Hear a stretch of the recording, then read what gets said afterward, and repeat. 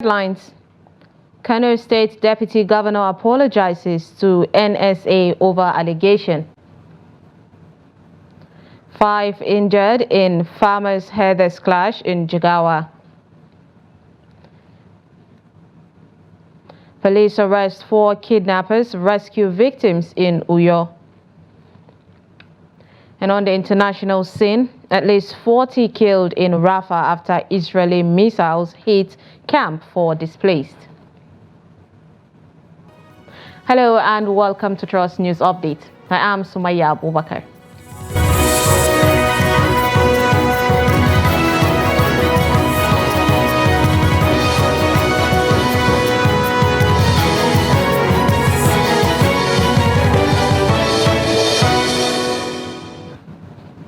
Thank you for joining us. And now the details. The former President Olusegun Obasanjo, I beg your pardon on that one. The Kano State government has issued an apology to the National Security Advisor Nuhu Ribadu for allegations suggesting his involvement in the ongoing Emirates tussle in the state. During a press briefing at the government house on Sunday, the Deputy Governor Aminu Abdulsalam Gwarzo retracted the accusations, stating that the government had been deeply misled. Gwarzo had previously accused the NSA of orchestrating the return of the dethroned 15th Emir of Kano, Aminu Ado Bayero. Ribadu has denied any involvement in the matter and has threatened legal actions against the Deputy Governor. The chartering of the flight to Kano, the 2 flights that's smuggling the first Emir to Kano, the security cover that escorted him, and the security arrangement on ground that received him and took him to Nasarawa House. We investigated deep and further, and we came to understand and accept the statements of the National Security Advisor that he was not involved. Now that he has refuted it, and as I've said, we have further information that confirms that position.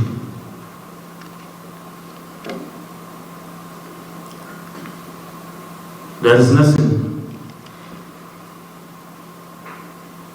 we can say but to apologize to his person and the office on behalf of the governor, the government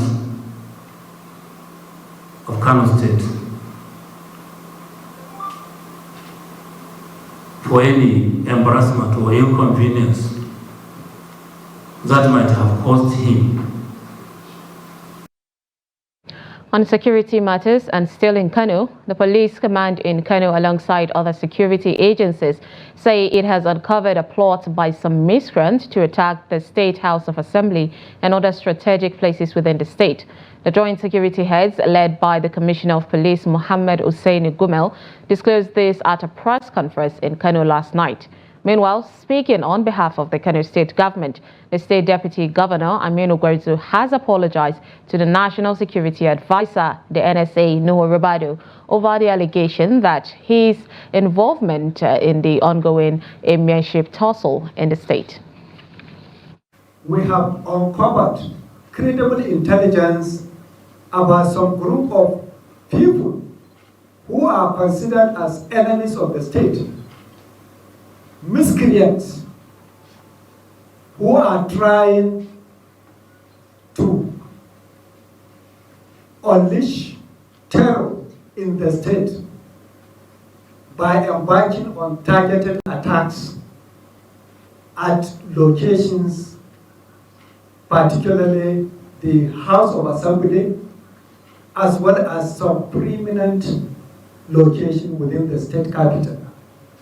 We have perfected plans to embark on serious patrols as well as detection particularly on locations where we were informed by the credible intelligence that these enemies of the state are hiding. There is no hiding place for them. We have our arsenals, we have our ears, and we are also very happy with the members of the community because of the enormous cooperation they are giving to the security agency. Some farmers were injured in a clash between farmers and cattle herders in the Hayenkogi forest in Birnin Kudu local government area of Jigawa State. This is contained in a statement issued by the police public relations officer in the state, DSP Lawan Shisu, on Monday. The PPRO added that upon receipt of the report, police from the neighboring police division surrounding the forest were immediately mobilized to the scene. He said that a 42-year-old man and 4 others who sustained injuries had been taken to the Dutse General Hospital, where they received treatment and have since been discharged. He explained that efforts are being intensified to arrest the fleeing suspects while the case is being investigated.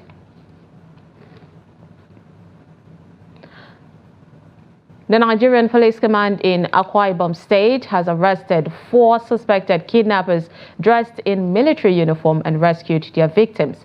Its police public relations officer, ASP Timfon Jen, in a statement on Sunday in Uyo, said the command received a distress call on May 24th about a kidnap incident at Utang Street near Gibbs Street in Uyo Metropolis.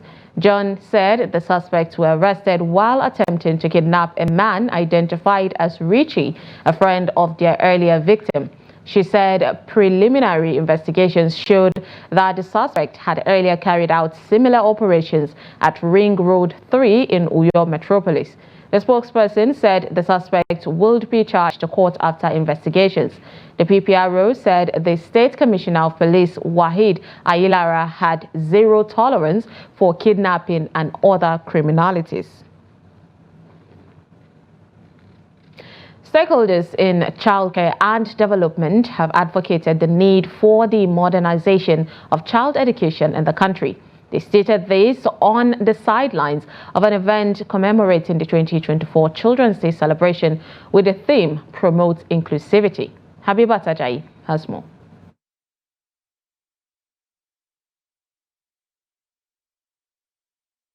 All right, I'm moving on from that. We'll bring you the report, of course, later on. The children and parents in Imo State are advocating for a memorable 2024 Children's Day celebration despite the current economic hardship. Now, this call comes in response to some parents considering foregoing the celebrations to save money, which they argue will deprive children of the joy and significance of the day. Trust TV's Ajibade Praise tells us more in this report. In Owerri, the Imo State capital, daily activities are going on without any interference. However, on a day where total shutdown is in effect, businesses as well as transporters withdraw their services completely, making the state look like a shadow of itself. The residents are saying they wouldn't want that to be the case come May 30th. Hence, they are rejecting in totality plans by the outlaw group to shut down business activities on that day. Just relocated from Jos, and from where I was before, all these things, there's nothing like shutdown whenever anything is going. So it's somehow when we came back, that's when we start experiencing all this shutdown. So me, I don't really think it's wise. Because over there, they don't do that. They don't do that. From Monday to Sunday, here it's open, they're doing their business, everything is moving. My advice is that they should not shut down everything. We should continue until the day they grant us. That's what I have for now. Social activists, Godsent Chilos, and others who bear their minds on the development said the call for shutdown of business activities in the name of marking Biafra Day is unconstitutional and unacceptable. What we think in this case, there need to be, a political solution. The governors of the Southeast need to sit down and call the organizers of this restriction of movement on the May 30th to understand the economic implication and also the political implication. Because one, when you restrict movement, it's also possible that the region, we missed billions of naira that would have been accrued as a tax for just that single day in the Southeast. So what the governors of the Southeast should do is to call them into their work and talk to them to understand the economic implication and then the security implication. For me, as a person, I'm talking about my personal opinion. I personally, I celebrate that judgment silently and my family and my children. I try to talk to them about this. You can see the current dispensation, what is happening currently in Nigeria. There are reports that the IPOB had written to the Nnamdi Azikiwe University, UNIZIK, and WAEC to postpone their activities on the set date, although the institution later denied doing so. Meanwhile, residents are hopeful that the day will come and go like any other day without any hitches. Ajibade Praise, Trust TV News, Owerri. In Katsina State, a special school has opened its doors to children displaced by banditry and the pandemic. UNICEF estimates there are over 536,000 out-of-school children in the state alone.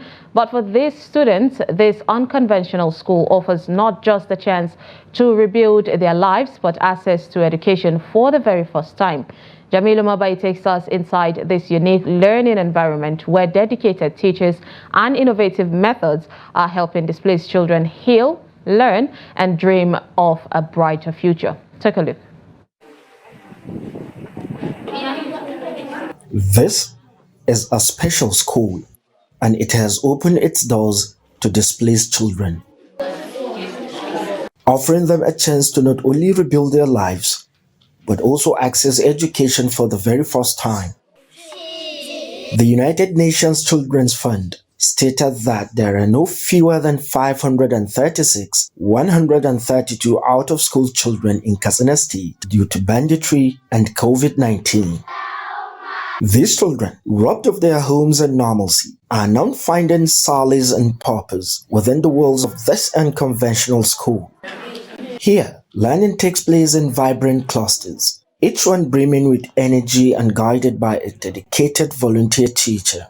We had a girl that she has never been to school, but this 9-month training has given her a way how to read and write, to speak English and write English. The method that we are taking to practice how to write and how to read. For many of these children, this is their first chance to step into a classroom. Others have had their education disrupted, leaving them behind. But just group by group, so just 6 at a time are moving. Teachers here have developed special skills to address the unique needs of these displaced youngsters. For instance, this is an English library, a testament to their creativity. Looking at microscopes to understand how creatures are formed and their structures, and also writing their own books as well, and also the numeracy, the way that it's being taught. It's a very innovative way that they've been doing that in terms of using the measuring tape, and also just their writing skills, and also understanding the very basics of how to communicate, whether it's in English or in Hausa, and also how to read and write in both languages. But this program isn't just about academics. It's about addressing their basic needs. By providing them with breakfast and lunch, the school is alleviating the burden of hunger, allowing them to focus on learning and growth. So they are happy with it because some of the children, they don't have breakfast in the house, and they are not sure of the lunch. So they are being catered here. It will provide them with the uniforms, with the writing materials and everything. Not a single kobo is taken from anyone. For the first time in Katsina, children living in IDP camps have found a place where they can heal, learn, and dream of a brighter future. Jamil Mabai, Trust TV, Katsina. You're watching Trust News Update. Coming up, Imo resident rejects IPOB calls to total shut down public institution over Biafra Day celebration. This and more after the break. Stay with us. Welcome back and thank you for staying with us. If you're just joining us, this is Trust News Update. Here's a recap of our top stories. We brought you Kano State Deputy Governor apologized to NSA over allegation. And 5 injured in farmers' heathers clash in Jigawa State. Moving on to Kaduna or Katsina State, rather, Governor Dikko Ratna of Katsina has pledged to restore the state to its former status as the educational hub of the northern Nigeria.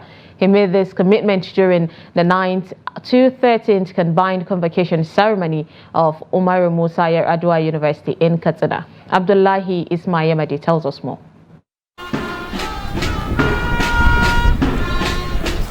Governor Ratna vowed to transform Umaru Musa Yar'Adua University into a premier center for learning, research, innovation and entrepreneurship in Nigeria. He promised to achieve this through substantial investment in infrastructure and manpower development, affirming his administration's commitment to revitalizing the education sector.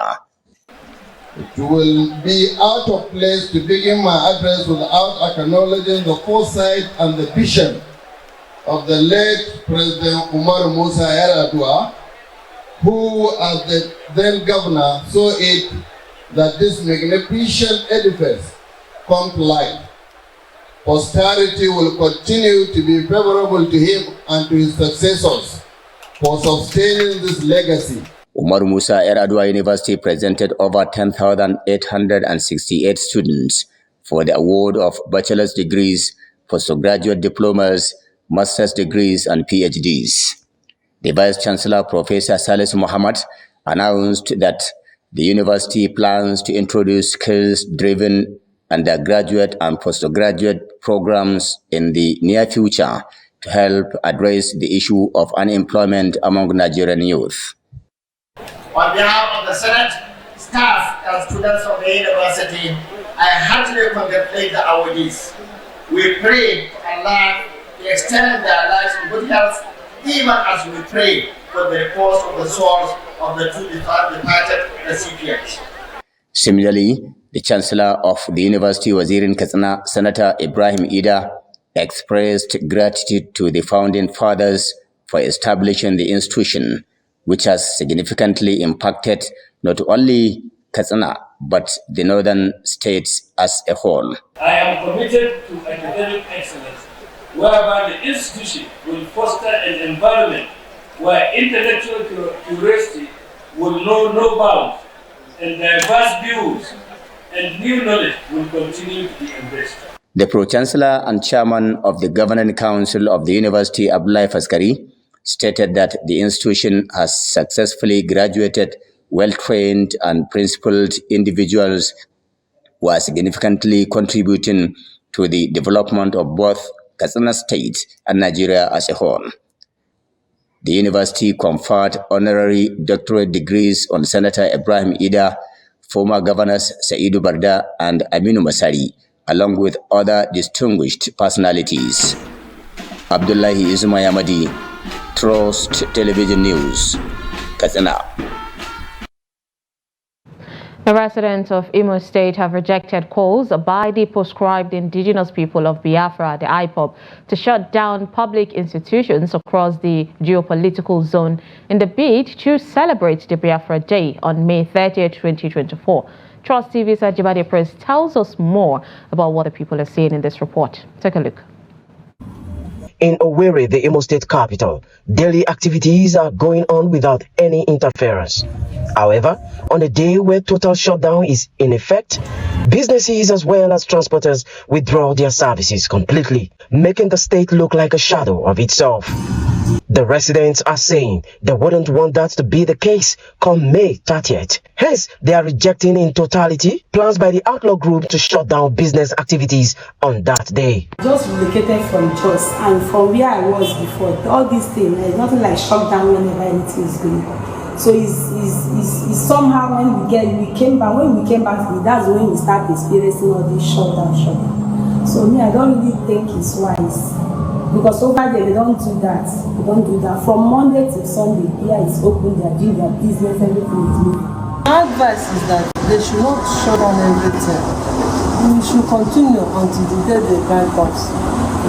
That's what I have for now. Social activists, God-sent chilos, and others who bear their minds on the development said the call for shutdown of business activities in the name of marking Biafra Day is unconstitutional and unacceptable. What we think in this case, there need to be, a political solution. The governors of the Southeast need to sit down and call the organizers of this restriction of movement on the May 30th to understand the economic implication and also the political implication. Because one, when you restrict movement, it's also possible that the region will miss billions of naira that would have been accrued as a tax for just that single day in the Southeast. So what the governors of the Southeast should do is to call them into their work and talk to them to understand the economic implication and then the security implication. For me, as a person, I'm talking about my personal opinion. I personally, I celebrate that statement silently and my family and my children. I try to talk to them about this. You can see the current dispensation, what is happening currently in Nigeria. There are reports that the IPOB had written to the Nnamdi Azikiwe University, UNIZIK, and WAEC to postpone their activities on the set date, although the institution later denied doing so. Meanwhile, residents are hopeful that the day will come and go like any other day without any hitches. Ajibade Praise, Trust TV News, Owerri. On the international scene, Gaza officials say the death toll from Israeli airstrikes on a camp housing displaced Palestinians near Rafah in southern parts of the Strip has risen to 40. The camp was in a designated safe zone. Witnesses said at least 8 missiles struck the camp on Sunday at about 8:45 p.m. local time. The Israeli attack followed Hamas's first rocket attack on the Israeli city of Tel Aviv in months. Israel said the 8 Hamas rockets were launched from the Rafah area, where its forces have continued a ground assault despite an order from the International Court of Justice, the ICJ, to halt operations there. The Israeli military said its air force struck a Hamas compound in Rafah and that the strike was carried out with precise ammunition and on the basis of precise intelligence.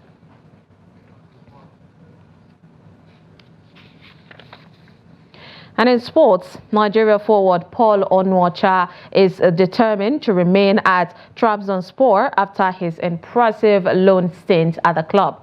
Onuocha joined Trabzonspor last summer and has impressed at the club, registering 17 goals and 4 assists in 25 matches. The Black Sea Storm want to sign him on a permanent basis, but have been put off by Southampton's about 15 million euro fee, beg your pardon. Their proposal of to extend the loan was rejected by Southampton, who are open to only a permanent departure. Onuocha joined Southampton from Belgian Pro League outfit KRC Genk on a 3-year contract in January 2023. The striker, however, struggled to adapt to life in England, failing to score in all 12 of his appearances for the Saints. The big forward is in Nigeria's squad for the 2026 FIFA World Cup qualifier against South Africa and Benin Republic. The Pep Guardiola is expected to depart Premier League champions Manchester City next summer. Guardiola, who joined the club 8 years ago, has 12 months left on a contract that will be his last at the Etihad Stadium. The City will give Guardiola space to make a final decision on his future and want him to extend his stay after 15 major trophies, including delivering a first Champions League. But the club's hierarchy fear that Guardiola's 9th year will represent the end, while City stress that there has been a formal indication either way from the 52-year-old. The City's succession planning will begin with Girona's Michel talked up as a potential candidate after impressing in La Liga. And Julian Nagelsmann has a contract with Germany until 2026, and Xabi Alonso is highly thought of, while Guardiola himself admires Roberto De Zerbi. And with that, we wrap up Trust News Update. Do not forget to follow us across all our social media platforms and join our YouTube live stream for more news programs and documentaries. I am Sumaya Abubakar. Thanks for watching.